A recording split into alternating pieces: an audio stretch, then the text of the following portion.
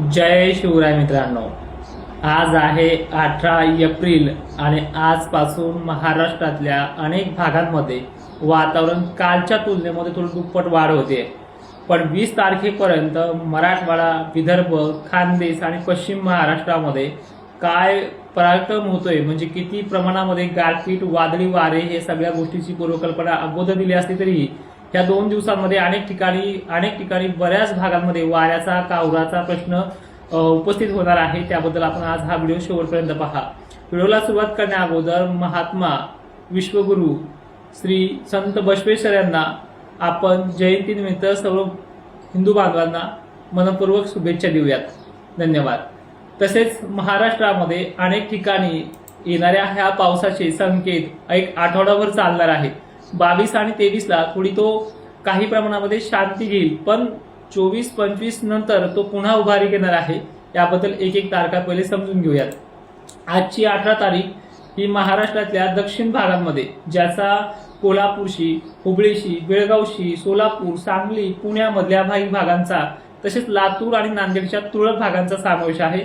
आज दुपारनंतर या भागातल्या शेतकऱ्यांनी कांदा वगैरे झाकून ठेवायचे। धाराशिव मधले सुद्धा शेतकऱ्यांनी अचानक येणाऱ्या वातावरणापासून सतर्क राहायचे।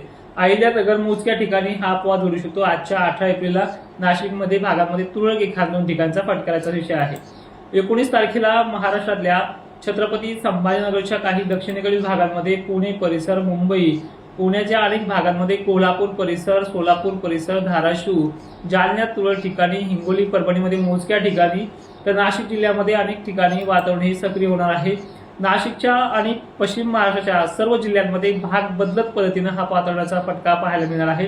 पण सोलापूर, सांगली, कोल्हापूर, पुणे इथे मुसळधार देखील पाऊस अनेक ठिकाणी होऊ शकतो। बाकी ठिकाणी वादळी वारे आणि गारपीटचा सदृश्य परिस्थिती आहे।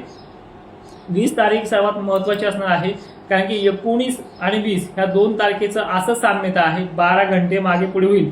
पण ह्या तारखेला मात्र मराठवाड्यात आणि विदर्भात अनेक ठिकाणी असा वादळी पावसाचा पाऊस होण्याचा अंदाज आहे।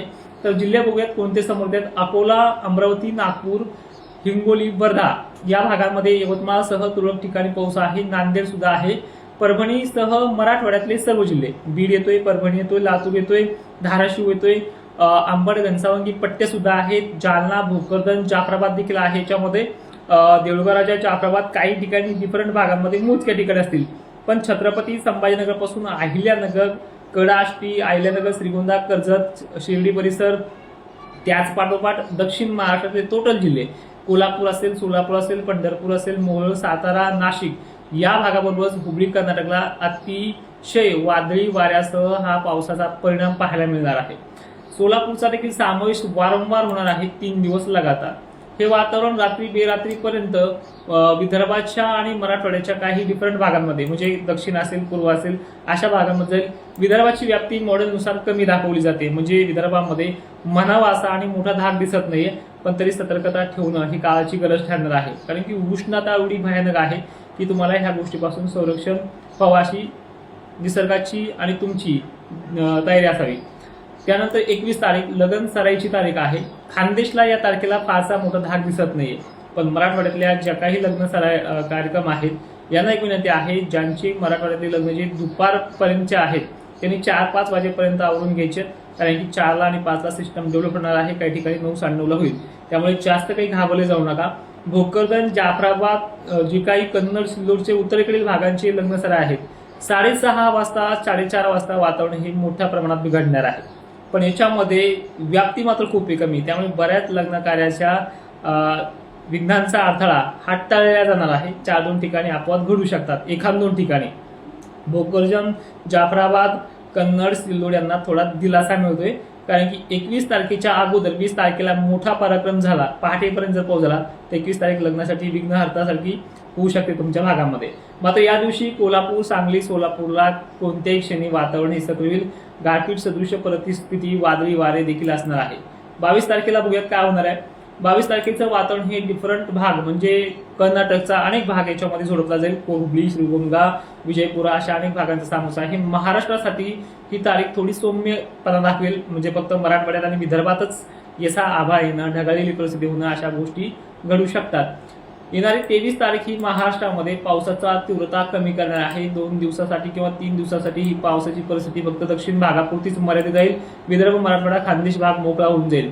मात्र हे वातावरण फक्त 2-4 दिवसाच्या मर्यादेसाठी 2-3 दिवसाच्या मर्यादित वेळेसाठी थांबेल। पुन्हा 26-27 पासून वातावरण हे ऍक्टिव्ह होणार आहे।